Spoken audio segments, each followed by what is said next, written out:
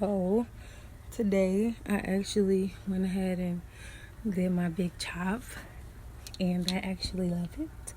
I'm happy, and I'm glad I don't have that hair on my head anymore.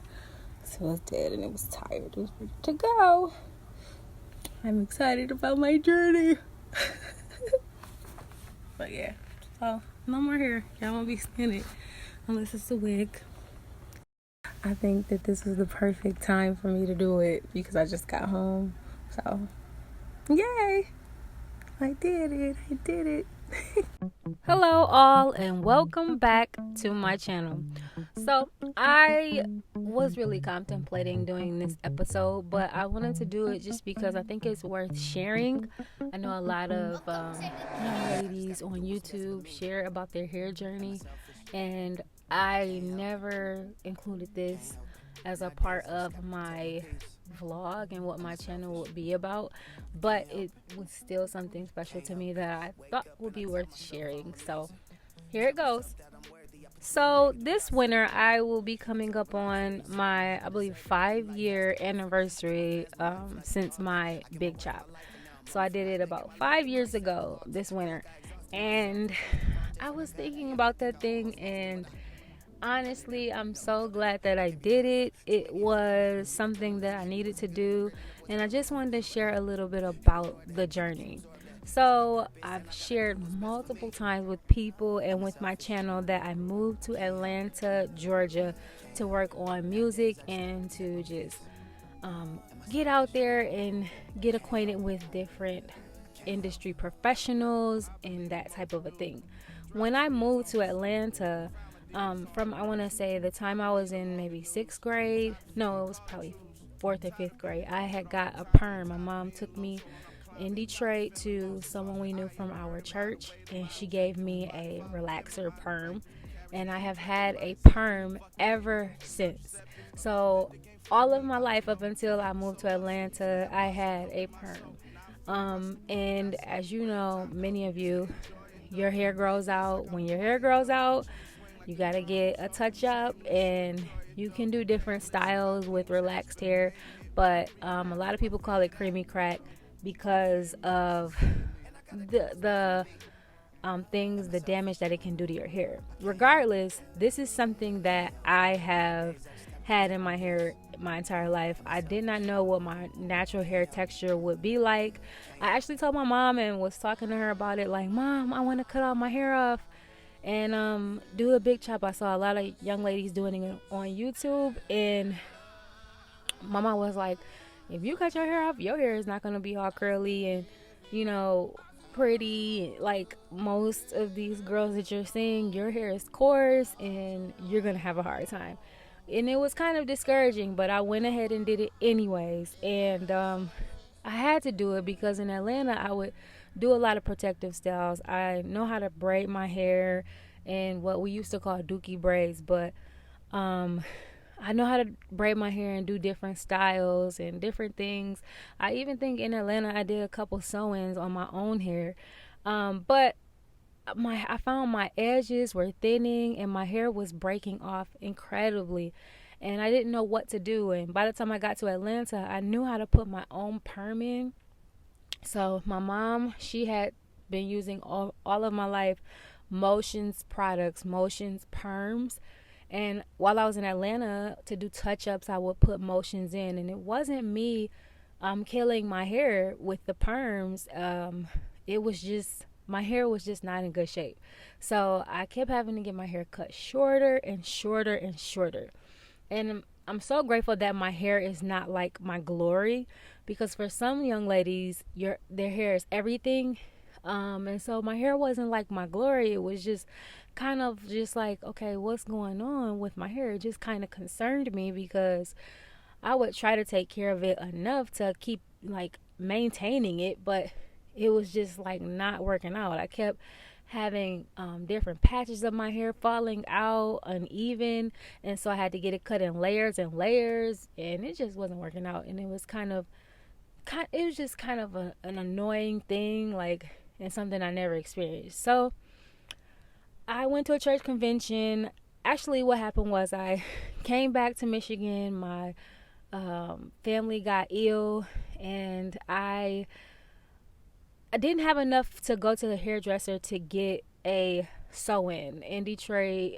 Many of you know, if you want to get your hair done, it can get really expensive. The inches, the hair, the weave, that can get into thousands of dollars depending on what type of grade of real human hair that you get, or body wave, deep body waves.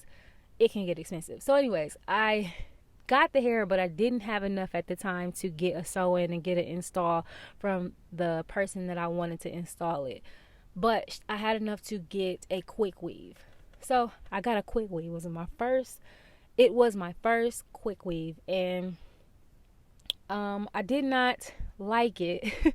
Essentially, even though my mom put perms in my hair when I was younger, I did not like the fact that my hair had glue all over my head after she braided it down and she put the, I guess, cap over my braids. I had never felt that sensation on my head, and it was just kind of really uncomfortable.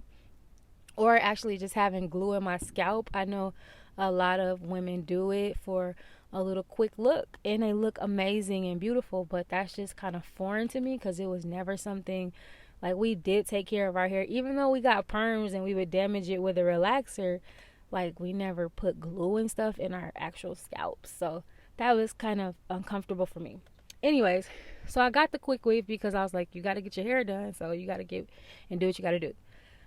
I hated it. I looked great, but I hated it. It just didn't feel good to me. So I went to this convention, and I remember telling a young lady who I actually did. She started a natural hair care line called Curl Care. Her name is Shelby Brewer, and she's a very sweet, wonderful, beautifully intelligent young lady. And she was on this platform, and I told her, when I get back to Detroit and we leave here, I'm cutting all my hair off.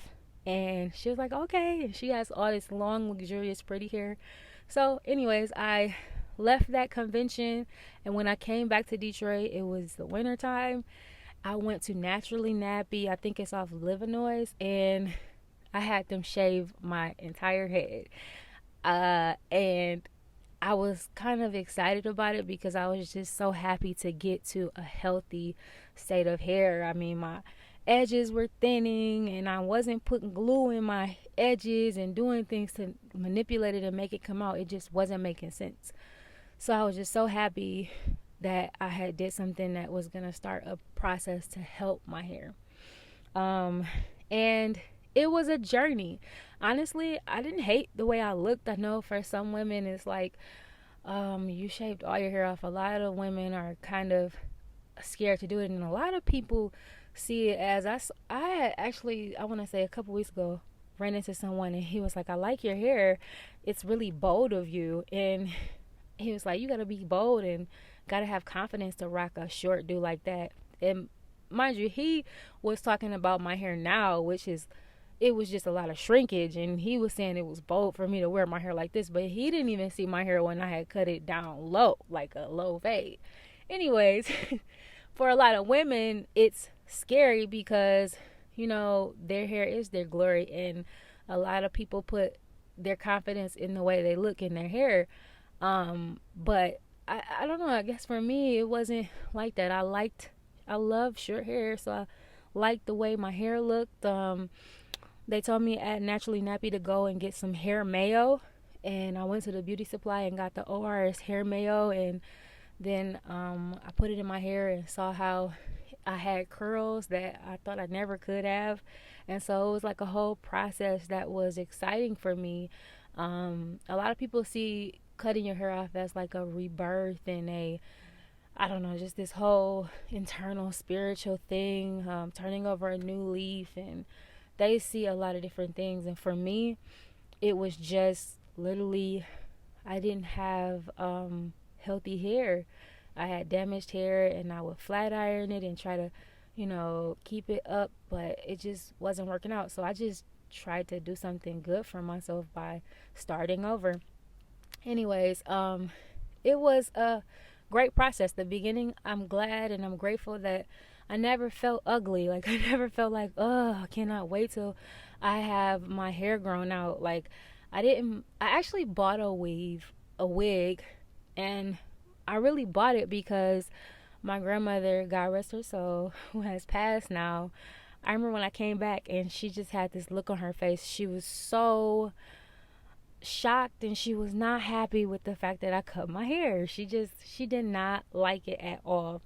Um and I thought it was funny because the other thing was they felt like I want to say her and my granddad, they both, they, I don't know if he felt like this too, but they felt like when I came back from getting it cut off, they kind of, well, she was kind of looking at me like, she's trying to be grown, like she wants people to respect her as an adult and this and then a third. And if you have grandparents or you have had grandparents, especially mine who were so much older, you're never going to be seen as an adult to them. So it really wasn't that. It was always about the health of my hair. But it was just funny because, again, my journey about like actually internally being confident and feeling like I looked great, it had nothing to do, and it didn't alter.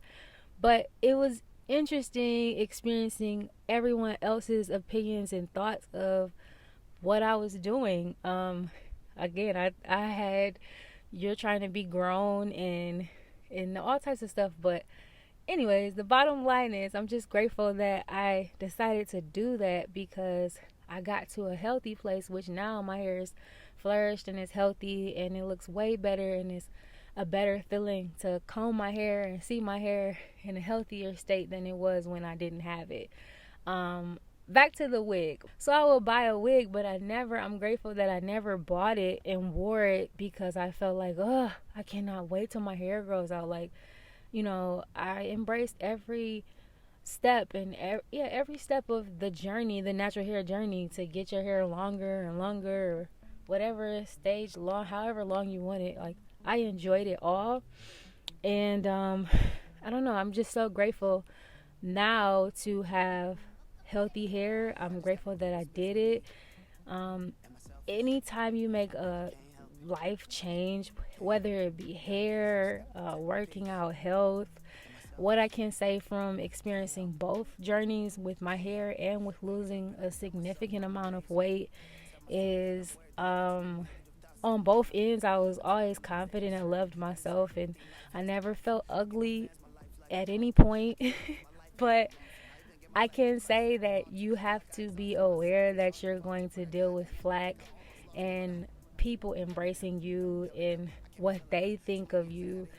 And you just have to make sure you're grounded and you stay solid within yourself and know that you're beautiful through every stage. I think that was one of the things that kept me. It was like, I'm gonna cut my hair off and do this for the health of it. But I think the reason why I didn't go through hating my look and the way I looked, well, hating the way I looked and feeling bad internally about just my appearance, is because I loved myself regardless of if I had long or short hair. And I loved myself when I was overweight and when I was smaller. So no matter what, nothing really affected me that anybody said. It just was something that I noticed that people were so, I guess you could say, in tune with. Like, you experience all type of comments and things that people are picking up on about you, and it's like, wow, you guys are really emotionally involved in what I look like, or what I look like, from weight to hair to makeup. Like, wow. And now, especially with being an artist, getting acclimated with people paying attention is just naturally something that you're gonna have to do. So now I'm a lot more comfortable with it, and I don't think much of it. But I think when I cut my hair off was the beginning stages of not people that were like fans of me noticing, but just family and people that I knew noticing and having something to say. So anyways, I would say if it's something you're thinking about doing, do it for you. Make sure your confidence is built on loving yourself, and you have confidence in God and knowing that He loves you, and that is not built in having long hair, or basically just the shallow parts of I would say, yeah, the shallow areas of us that we put our hope and our faith in. Make sure it's something that you're doing because it's what you want to do. You will experience a lot of ups and downs with what people say, but as long as you have your mind in the right place, and as long as it's really about you, you'll get through it. I'm so glad that I did it. Again, I remember how terrible it felt to kind of be helpless and not know what to do. I was in a new state. I didn't have anybody to do my hair. I come from Detroit, so Detroit is hair capital. Like, they really know how to do some hair here. I mean, they know how to slay some hair in Detroit, but I had no idea who to go to in a new state. And that's kind of nerve-wracking, not knowing who can put their hands in your head, and like if they're gonna mess up your hair using a product, or who to trust basically with your hair. I didn't know what to do, and then to come back and like try to do something healthy for myself and get flack and this and that and third, it wasn't the thing I anticipated or expected, but I'm so glad I did it. And I'm so glad that my hair has flourished and grown, and everything is like it should have been, if not better. I'm in a healthier place, and I'm just grateful. So again, I'm just glad that I could share this journey with you all. I hope you all enjoyed this episode, and like always, I will see you all next time. Bye.